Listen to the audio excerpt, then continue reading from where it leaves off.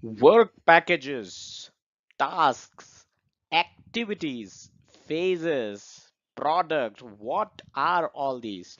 Hello and welcome to pmblounge.com. Today we are discussing the elements of the work breakdown structure. Some of them I just named, and certain organizations tend to use these names interchangeably as well. In the industry, you'll find people throwing in these names left, right, and center without the context. And since it is not that big of a deal in terms of the usage within the industry, people don't really bother to learn. But today we are looking into the standard way of how these elements are organized and where do they fall in the work breakdown structure. Again, like I said, the industry doesn't really care too much about the naming convention of these elements and where they should fall. So don't worry if you see some of these elements in some other level than what we are discussing today. What I have is the standard work breakdown structure template. Some other places you might find some other standard work breakdown structure with different naming conventions as well. So that is how it is. We are looking into the one which is the standard that I am aware of. Let's get started. So this is it, and this is going to be a quick video because this is the only slide I want to talk about today. So the number one, the highest level is the project deliverable. This is also known as the product of the project. Some people also call it the work product, right? Work product.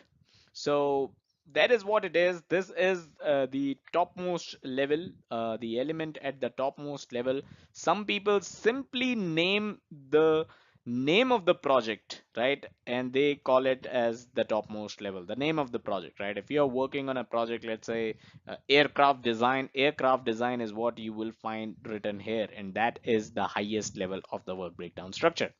Now, other the next level, right, is where it gets it might get confusing because in some of the work breakdown structure you might see something else here.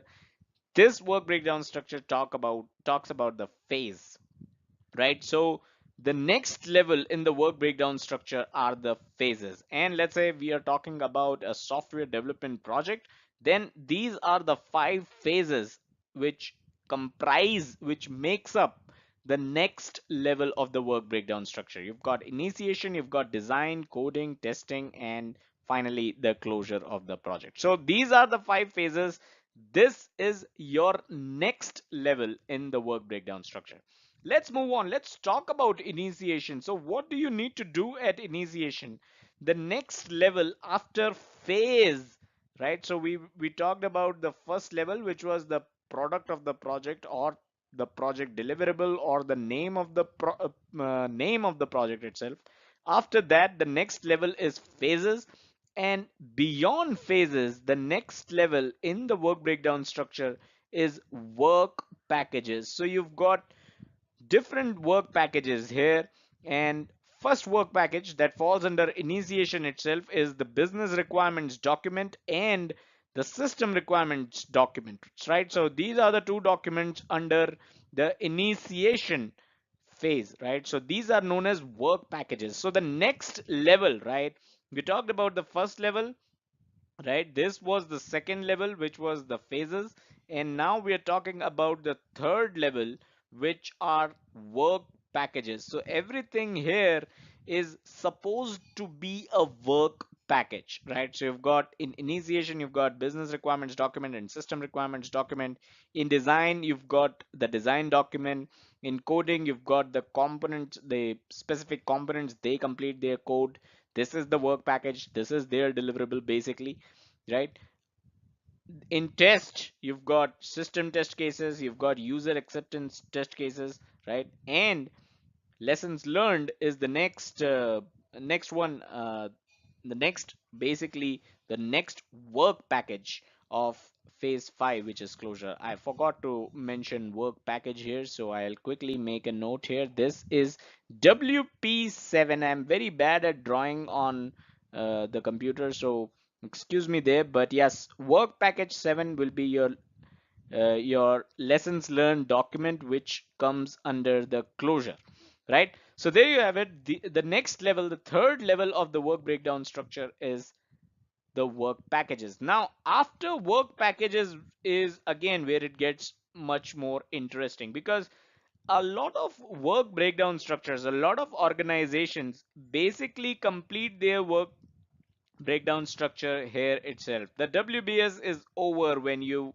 reach the work package level. They don't want you or the project managers or the project team to break down work breakdown structure below the work package level. This is not required in many organizations, but some organizations do want you to go further down and divide the work breakdown structure into tasks and activities and tasks, to be more precise, right? So what are the activities that you would do to create this work package, right? So if you're creating the user acceptance test cases, right, sometimes the customer might write the user acceptance test cases and give it to you, right, hand over to you. So your activity could just be asking for the user acceptance test cases, while other times the user may ask you to write test cases and then they will review it. And that means that would include some certain tasks. Task 1 could be writing those test cases, and task 2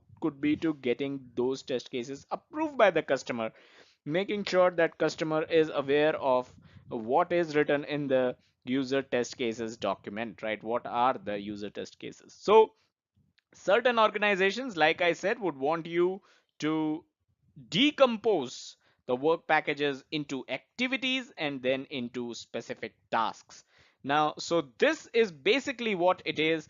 This is how a work breakdown structure looks like. This is how the different elements of work breakdown structure is are placed. So number one is either the name of the product, the name of the project, sorry, the product of the project or the project deliverable. After that comes your phases. After that comes your work packages. After that, activities, and activities are followed by the last level of decomposition, which are tasks. So that's all that we had in this video. Hope you were able to understand a bit more about the work breakdown structure. Subscribe to this YouTube channel if you haven't done so already. Check us out on our social media, facebook.com/pmplounge and twitter.com/pmplounge. Send your queries at pmplounge@gmail.com. And don't forget to visit the website pmplounge.com, your number one free resource for PMP certification and project management industry information. Thank you.